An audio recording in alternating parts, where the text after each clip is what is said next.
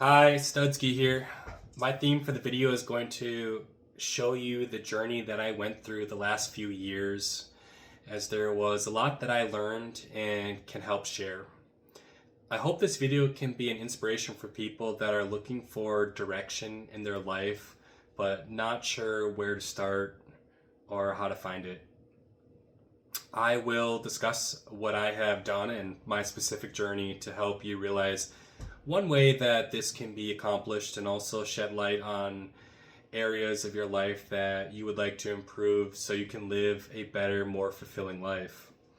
The area that I focused on first was spirituality and becoming closer to God, Source, whatever you call it. Walking out of the abyss onto the chosen path is the perfect way to summarize the last few years of my life. You don't need to walk this path alone. The Creator wants to be by your side and help guide your path through signs and synchronicities, but you have to be open to receiving the help and then act on it when you start to see it. Some of the ways you will notice these are through reoccurring themes in dreams or synchronicities like seeing the same matching numbers over and over again. And they just keep showing up in your daily life, and it feels like the same thing just keeps popping up in different scenarios. Like maybe you'll see it on a billboard, maybe you'll be reading a book, maybe your friend will be talking about it. So it's just the reoccurrence of this thing happening over and over again. Um, since becoming a chosen one, I have leaned into the signs and synchronicities, and my life has gotten much better because of it. I had many trials growing up throughout adulthood. I felt my life up until this point was fairly challenging. Up until a few years ago, I was part of the victim mentality society that always blamed events and on others, even when things were not that bad or were mostly due to the poor decisions that I made. There are three experiences that I had with my friends that are unique in their own nature, but were powerful learning experiences for me to learn from and use to grow as an individual that I will talk about. It is important to note that most interactions we go through on a daily basis offer us learning experiences, even though we may not realize it at the time. So just be cognizant that when you're going through and having conversations with people, a lot of the times it's a learning experience that you can use for the better. These three friends that I have known for a very long time, 10 plus years, and have either worked with and or went to school with them while hanging out at events when given the chance. So my relationship with them has been pretty close over the years. I remember talking to the first friend and having him tell me that his life was tough because things didn't go exactly according to his plan. He felt his parents could have been more involved in his life and somehow had mistreated him by not doing everything that he wanted in his youth, and that hindered his ability to progress to where he thinks he should be at today. Even though, from what he told me, they did quite a bit for him throughout his life. The interesting thing is, he turned out really well and got opportunities that lots would dream of getting, but since he was in the victim mindset, he could not see the blessings that were all around him. I took a mental note in my head of that conversation and labeled it first world problems and logged it away in my brain, which will probably never come to see the light of day again.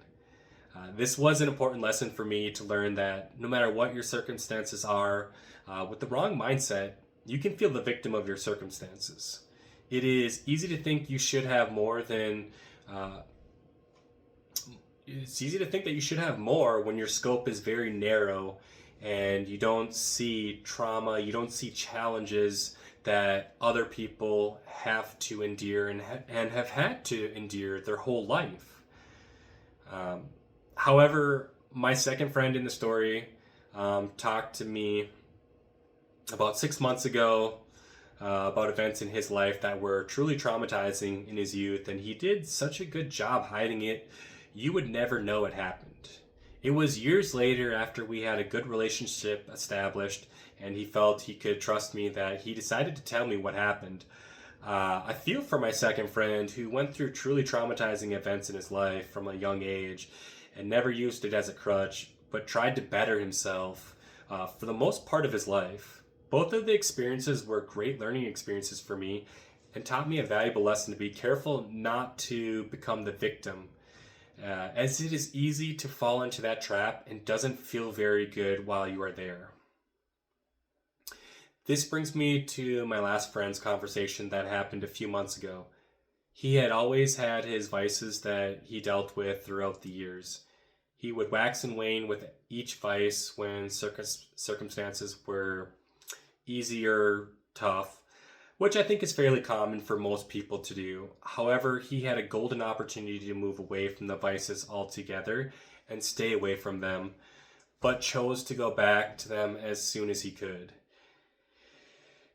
It happened that for a certain reason, he was not able to partake in those vices for a few months, which to me I thought was good because he will then break the habit and not go back.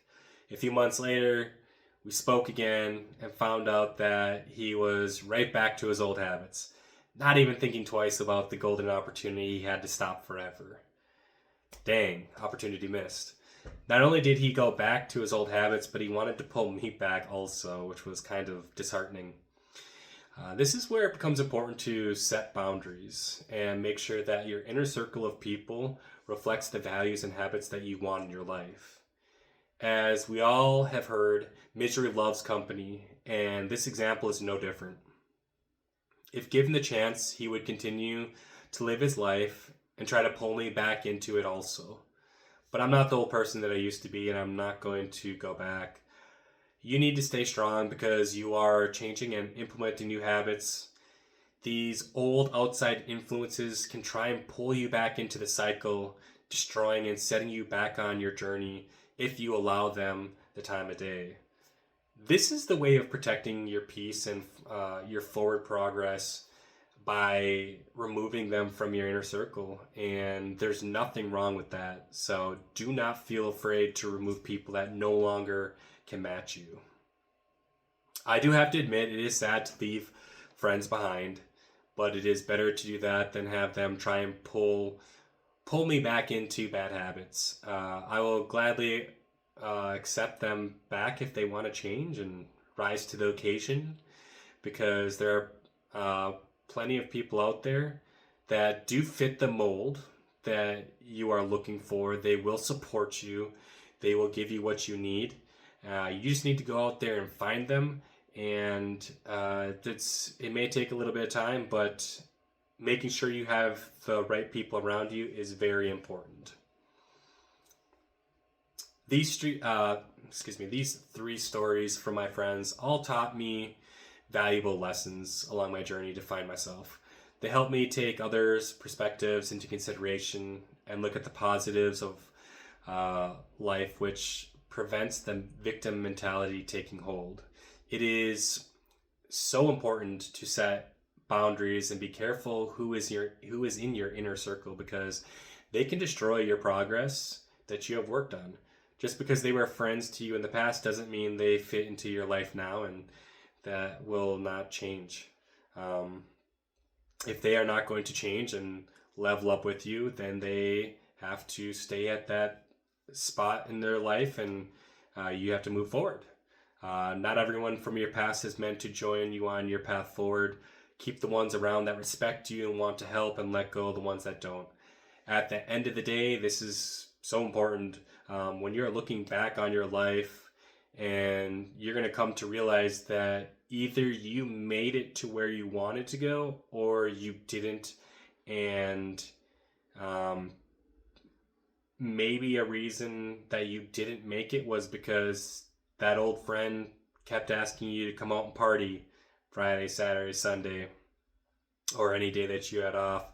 And you didn't have time to improve yourself and to work on things that you wanted to make sure you were set up for your future success.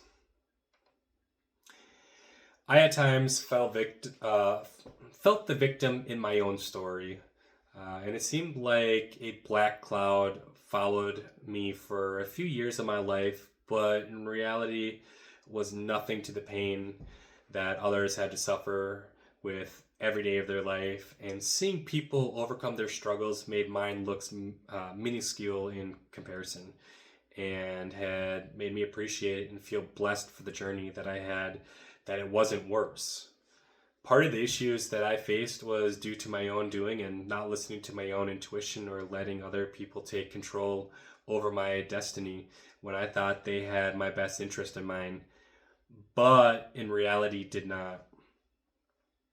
My life is interesting because for a long time I sat back on autopilot and allowed others to make decisions for me because other people had my best interest in mind, right? Wrong. That was a huge mistake on my end, and I disassembled the autopilot feature of my life, never allowing it to happen again. I am the hero in my story, not a side character. That button is broken and will never be able to be activated again. After I realized the autopilot mistake, I then overcorrected and tried to control every situation, which led me from problem to problem with no end in sight. A few years ago, I finally said, this is enough. I said, there has to be something better than forcing my way through life. I started to become more spiritual, reading ancient texts, praying, meditating, have a daily walk with the Creator, asking for help to release the bad from me and strengthen the good, changing my mindset to a positive one, and ultimately finding out who I was at my essence. Not every day is amazing, but most are because of the work that I have done to improve these areas. All of these practices took a while to get good at, and I still have not mastered them all. It is a continuous daily journey to keep them sharp where I need to be to continue to grow in the future. I need to practice them daily to make sure I do not slip back into old habits. Out of that list, the one I started with first was finding or working on the essence of myself. The way I went about this was to slowly look at myself without any distractions around. So I started spending less time with family and friends to focus on time with the Creator and myself. There is a lot to be gained from spending time by yourself. You can read from a lot of ancient texts on spiritual leaders throughout time and how isolation bettered them and gave them the strength they needed to persevere. Like Jesus when he went into the desert for 40 days to come out more prepared and stronger. I thought to myself, surely this will be a cakewalk and I will master this in no time. I was wrong. Some of the habits were deeply ingrained, and it took a very long time and constant work to break. At first, I felt really uncomfortable with being alone, especially doing things that were contrary to what I was doing for years prior to this experiment. However, the more comfortable I got with myself, the less I needed the crutch of my phone and other distant conversations to feel like I was busy and occupied with my time. And then I instead took the opportunity to meet new people and learn their unique story. This was a huge positive for me also because one of my side goals was to be more outgoing like I was before I was forced to talk to many people on a daily basis, because that is what my old job required. I had been in sales a long time, which means that on any given day I was talking to 75 plus people a day, which made reaching out not as much fun and more of a chore than enjoyment at times. I don't know about you, but I forgot for a while how to operate and be present without a phone in my hand. The moment I sat down at a restaurant or bar, I would have the urge to put my hand in my pocket, pull out my phone, and start texting or, looking at the current news events or whatever it was I could do to occupy the time between the food being prepared and delivered. One of the ways that I countered this urge was, instead of sitting in a booth or table, I would sit at the bar and strike up a conversation with the person next to me. Even if the person next to me wasn't interested in talking, I could usually start a conversation and get them talking to me it was very enjoyable. The thing about me is I can literally talk to anyone and have a great time. So now that I was not tempted to look at my phone anymore or pull it out and just live in the moment to take it all in, I started noticing things that I had never noticed before. I started picking up on the personalities of servers, funny decorations on the wall, and bizarre circumstances that all gave me more things to talk about in the future that I really would have missed had I not been able to see it and, been focusing on something else. I didn't realize how many other people are in the same stage of life until I broke my habit and started looking around. I remember this one time I was at Buffalo Wild Wings.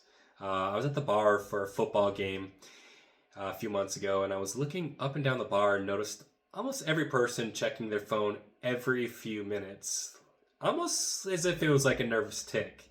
Some people's attentions never left the phone the whole time. Checking your phone isn't bad, but being constantly plugged in and preoccupied can leave you missing out on great opportunities and conversations with people that are nearby. And you have no idea how their insight might help or affect you had you been a little less busy and open to communication. Just starting that conversation, you can have a lot of great opportunities come your way. Doing this has taught me to be more comfortable in my skin and not have to rely on others or technology to keep me constantly preoccupied. When I started to free up my time and space to include the collective around me, I opened up as a person and started to let more into my life through this single act alone, which has really enriched it forever. And I'm going to continue to do it in the future. Another side goal of mine was to be less of an NPC, someone who just has like written responses and, when I'm out in public, and try to make instead, I'm trying to make every person that I come into contact with make their day a little better.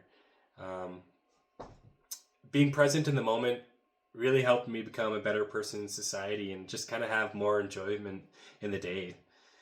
It was on this self-discovery journey that I actually found out that I was in the wrong profession and I needed to change career paths to do something more aligned with my calling, which was more mentoring or coaching people that didn't know where to start or had a hard time doing it on their own. It was when I was meditating and self-reflecting just after waking up that I would ask myself, what makes me happy? What gives me purpose?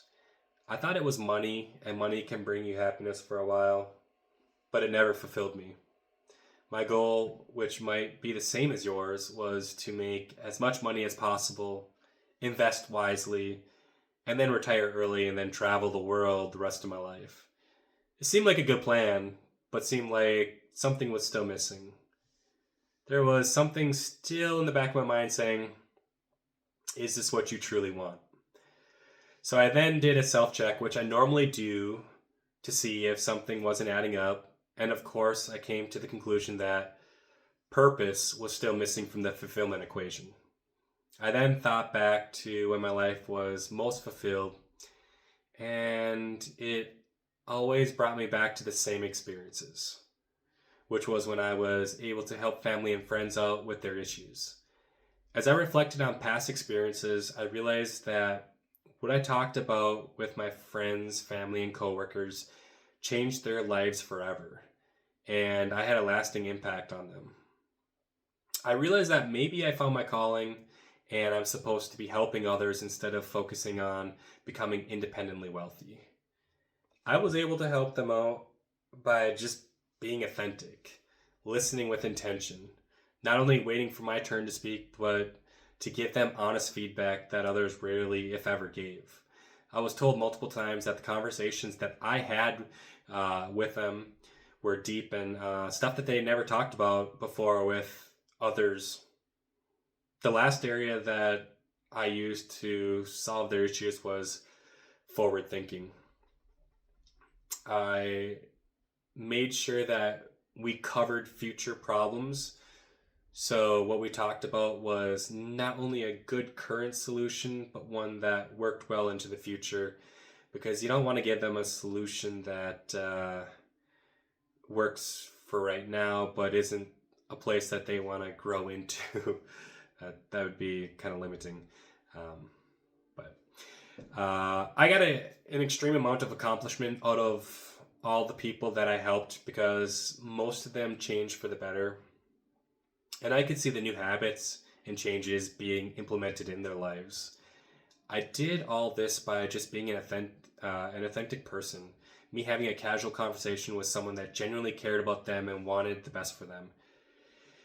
Now, however, a small percentage of people took my advice and the information went in one ear and out the other.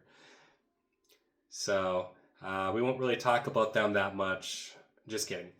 And that's fine. This actually doesn't really upset me, because everyone lives their own life, and I cannot force anyone to become someone that they do not want to be, or change anything that they don't want to change. It is sad to see at the end of the day, but you have to live with yourself the rest of your life. The best I can do is try and help, and hope you put that effort into action. And this led me to this platform, to go to YouTube to try to become a creator, so that I could do the same thing but on a larger scale, hopefully inspiring people to live their best life, whether that is becoming more spiritual, finding out who the real you is, the essence of your character, and finding out other small ways, but very important improvements, ways that you can improve yourself and to continuously get better, that I'll touch on in future videos. So in some of the future videos, I would like to touch on and explain what I did to stop certain habits like procrastination, creating good eating habits and workout routines, having low confidence, self-doubt, like overcoming those, creating a good daily schedule, changing your conscious mindset to project your reality rather than having your reality project your mindset. And also touch maybe a little bit more on like your inner circle, because that is who you allow into your inner circle is very important.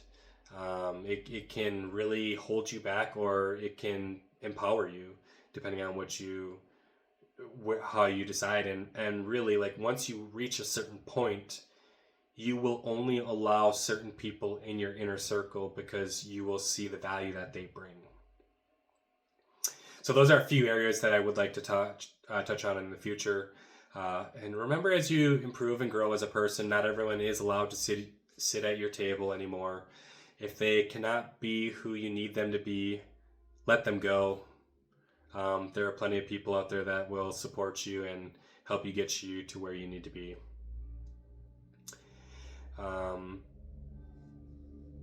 I have changed so much within the last few years of my life that the old me would not recognize the amazing person that I am today and how far I've come and changed for the better.